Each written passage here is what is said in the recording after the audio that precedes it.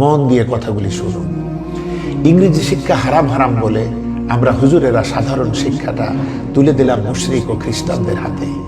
বিজ্ঞান শিক্ষা হারাম বলে বিজ্ঞান বিভাগ ছেড়ে দিলাম নাস্তিকদের হাতে। টিভি দেখা হারাম ফতোয়া দিয়ে সকল মিডিয়া তুলে দিলাম নগ্নতাবাদী বামরামদের হাতে। গণতন্ত্র হারাম বলে এটাও তুলে দিলাম সেকুলারদের হাতে। আর নিজেরা কি রাখলাম?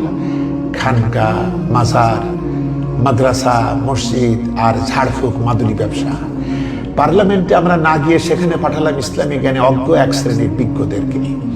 আর তাই তাদের কাছে আমাদের দফার রফা নিয়ে লাঞ্ছনার মার খেতে হয়। সেই পার্লামেন্টে আমরা থাকলে তো দাবি করা লাগতো না, মুহূর্তেই আইন করে সেগুলো করতে পারতাম কবেই। আর আমাদের ইমানের বিবেকের দরজা কবে খুলবে মহোদয়? মনে রাখবেন, কোরআন এসেছে শাসন করার জন্য, শাসিত হতে আসেনি। প্রকৃতি ইসলামের জন্য কি কাজ করেছে আমি আপনি?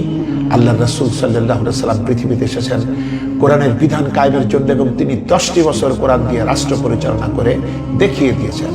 সর্বদাই হকের দাবিদার ডিলার পরান্নভোজী মহোদয়গণ পারলে নবীজির এই গুরুত্ববহ কাজটি বাংলার জমিনে কায়েম করুন, তবেই তো এদেশে শান্তি ফিরে আসবে।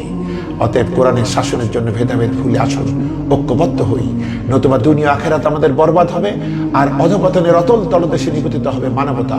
হে আল্লাহ, মুসলিম উম্মাহকে আপনি ঐক্যবদ্ধতার বোধোদয় দিন। আমিন।